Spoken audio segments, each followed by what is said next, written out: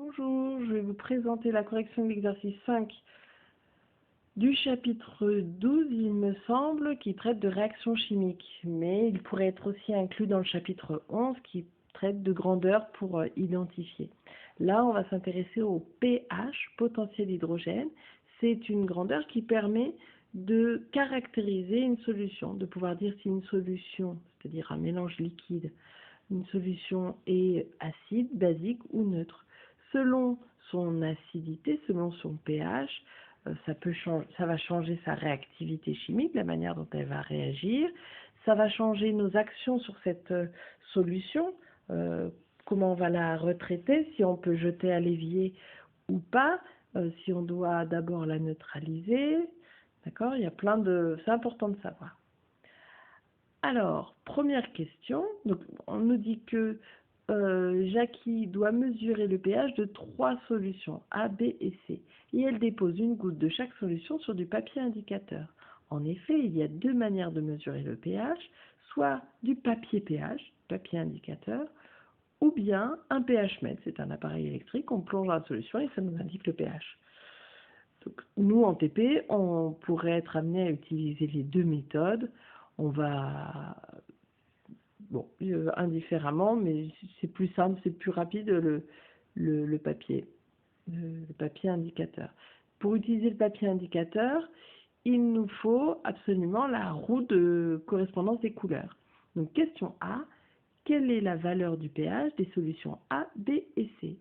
Là, il suffit de regarder en quelle est la couleur de la tache. Donc là, on voit qu'elle est vermillon, rouge-orange.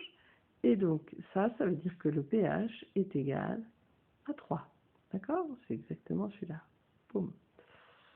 Ensuite, la solution B, on voit que c'est vert. On regarde à quoi ça correspond. Donc la solution B a un pH égal à 7. Et la solution C, au début, les couleurs, je fais attention. Hein. Solution C, pH égale 12. D'accord? On associe couleur et pH pour cette expérience.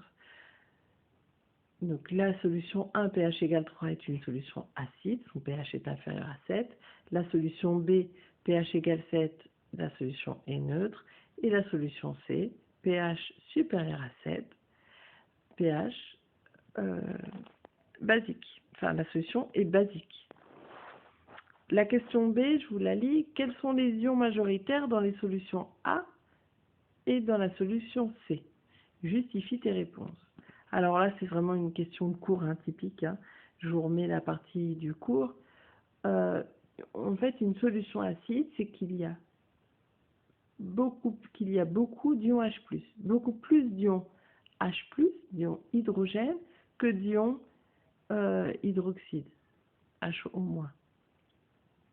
Donc, toutes les solutions qui auront un pH inférieur à 7 auront les ions H+ majoritaires. Toutes les solutions qui ont un pH supérieur à 7, les ions majoritaires seront les ions hydroxydes. Donc, la solution C est basique, les ions majoritaires sont les ions hydroxydes. La solution A est acide, les ions majoritaires seront les ions H+. La solution B est neutre. Neutre, c'est-à-dire que j'ai autant des deux. Voilà. Bonne journée.